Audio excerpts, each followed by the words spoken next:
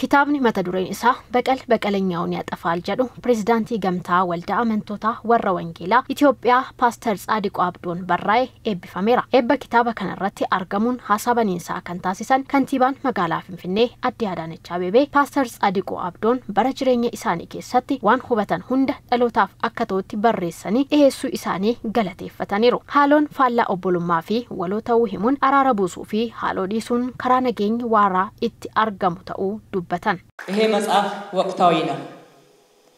ወቅታዊ ነው kitaabni kun waqtaawaadha tajaajila isaanii yeroo dheeraa keessa kan baratan kan ilaalan hafuuraan hubachuun kitaabni isaan barreessan haala amma keessa jirru akka beeknuu fi shoora olaanaa qaba kana qofa miti manneen amantaa hojii hafuuraa irratti hirmaatan hundi waltajjii arganne hundarratti biyya keenyaaf araaraa fi walta'iinsa lallabuudha kan qabnu jibba dhiisuu wal dhiibuu dhiisuu araara buusuun biyya ceesisuun itti gaafatamummaarraa bilisaa kan nama taasisu ta'uusaa dhalootatti himuun barbaachisaadha. Haaloo qabachuu fi jibbi hafee obbolummaan akka guddatuuf kitaabni kun shoora olaanaa qaba kan jedhan immoo Paappaasii mana amantaa kiristaanaa kaatolikii kaardinaal Abuna Biraana Yesuus Suraafelidha.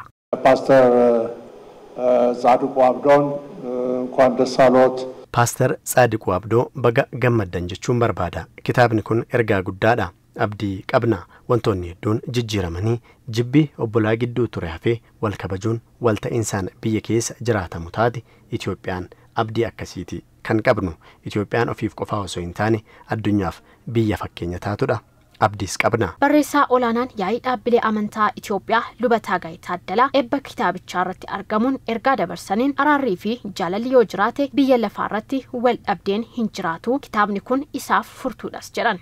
እንዲህ በምድራችን በሰላም በፍቅር biyya keenya keessatti wal jibbaan hafee jaalalaan kan jiran yoo ta'e dubbiinis kan dubbii kaasanis hojiin isaanii harkaa fashalaa jechuudha injifannoon kan jaalalaa fi amantaati. Komishinarri Komishinii Marii Biyyaalessaa Itoophiyaa Dr. Ambaay Ogaaton gama isaaniitiin kitaabichi hojii mariin biyyaalessaa hojjechaa jiruufis galtee kan ta'udha jedhan.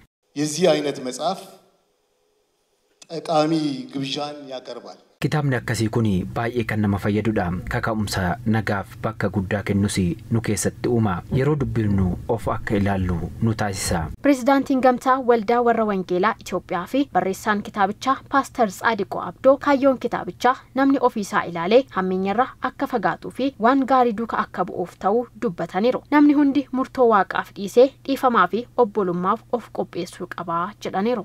እዚህ የመጣችሁ የመንግስት ከፍተኛ ስራ ኃላፊዎች አንጎን ሞቱማ ኤበ ኪታባ ከነረተ አርገምተን አቦቲን አመንታ ሁንዲ ዋቀዩ እስኒን ሀከበጁን ጀዳም